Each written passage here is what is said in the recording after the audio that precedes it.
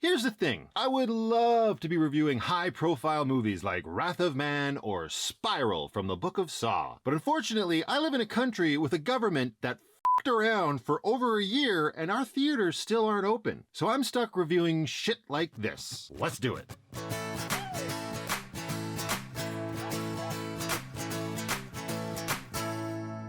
Up front, this review is going to be absolutely filled with spoilers for Horizon Line. So if you do plan on watching this movie and don't want anything spoiled and you were just here to see what I thought and look for a recommendation, here's what I can do for you. It's like Open Water and The Shallows in the sense that most of the movie takes place in one location, but it's much, much, much worse. And no, I don't recommend it. With that out of the way, let's get into spoilers and what bugged me this movie. Horizon Line stars gorgeous girl and handsome guy who are destined to fall in love because they're both pretty. But right off the bat, I already don't care about her because she leaves him in paradise to pursue a job in London. That's right, she leaves a beautiful tropical island and her handsome true love to pursue a job in Jolly London. Nope. You're done. I cannot relate to that nonsense. Anyway, about a year later, she has to come back to the island because a mutual friend of theirs is getting married. They meet again, have a little argument about not wanting to be awkward at the wedding, and then, to quote Seinfeld, yada yada yada, they're both late the next morning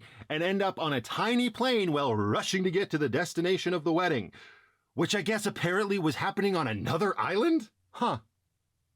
What ultimately ends up happening is the pilot dies and these two geniuses have to fly themselves to safety. Let me back up a bit. Before all the plane shenanigans happen, gorgeous girl has to go pick up a crate of rum from one of the local distributors, you know, for the wedding. The guy who sells it to her says, don't go mixing it with Coke. It's the good shit.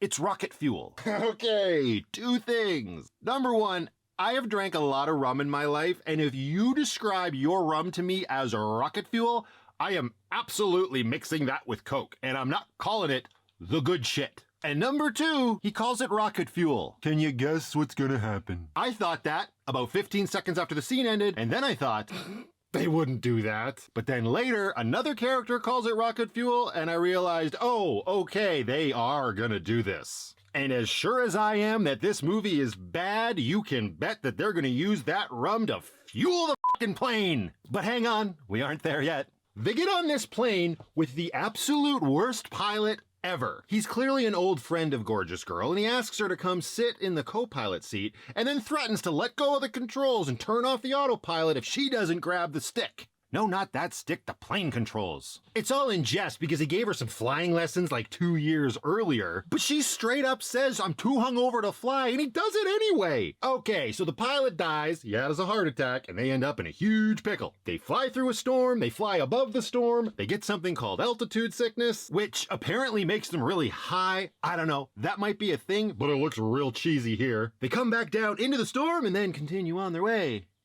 What was the point of that? But during the storm, the engine suffered some damage and now they've got a fuel leak. So handsome guy decides, hey, I'll climb outside the plane and fix the fuel leak with duct tape. Gorgeous girl, of course, protests that it's not going to be safe. So handsome guy finds the world's smallest twine, ties it around his waist, attaches the other end to a carabiner, which he clips to the interior of the plane just to prove that, no, I'll be safe. Yeah.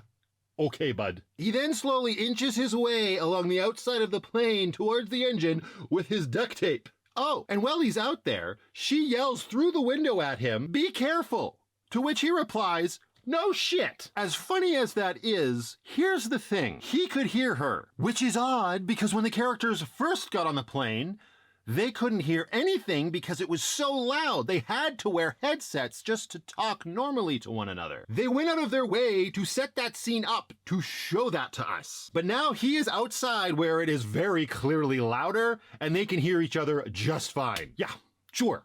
Why not? I also then noticed after that scene that these two morons have been able to talk to each other no problem without the headsets since the pilot died. So apparently it was him being alive that caused the crazy amount of noise. And then, of course, the fuel begins to run out, and they have the genius idea to use the rum as fuel. I didn't see that coming! This is a whole scene now where Gorgeous Girl has to climb outside because Handsome Man broke his arm duct taping the fuel line. She's got to climb up there and fill the fuel tank with rum from the bottles passed through the window by Handsome Guy as he pilots the plane. Okay, fine, let's assume this is all well and good. When they get to the last bottle, for absolutely no reason, inexplicable to me, he lets go of the plane controls to grab said last bottle, and plane jerks, he ends up smashing that last bottle all over the inside of the plane. Why? Why did he decide to do the "look ma, no hands" right at the last bottle? Oh, right, to build tension for 30 seconds before the rum fuel runs out anyway. And this movie is filled with excellent dialogue.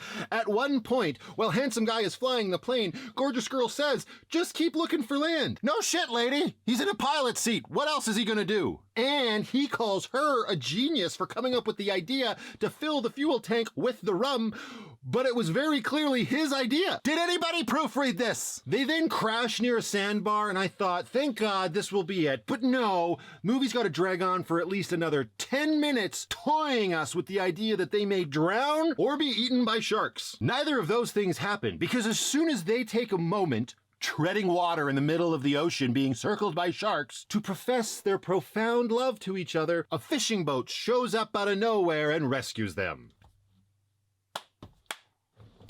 The worst part is that it actually kind of started out okay. Like, it could have been a little fun. And I guess in the end it was a little fun. The actress playing Gorgeous Girl was pretty good, and the actor playing Handsome Guy was pretty bad. So they could have just ridden that line of mediocrity right to the finish. But as soon as they get back together, so like 8 minutes into the movie, it's like a new writer had been brought on board. Before that, the worst line of dialogue was a comment he makes about having stolen all of her underwear or something to remember her by. Sure, it was a joke, but I'm sure most people would be like, girl, if he says he's stealing your underpants, you run. But let's be honest, that's exactly the kind of shit my generation, and the generation right on my heels, does talk about. So Horizon Line isn't good. The nicest thing I can say about it is that I hope the actress playing Gorgeous Girl gets more work, because I do think there's some potential there. Oh, and it's really pretty. The scenes set on the tropical island, those are gorgeous. You know what else is gorgeous? Screensavers! Here's to theaters reopening one day, or at the very least, everything coming to some sort of streaming platform day and date, not just Warner Brothers. Now, if you'll excuse me, I'm gonna go enjoy some rocket fuel.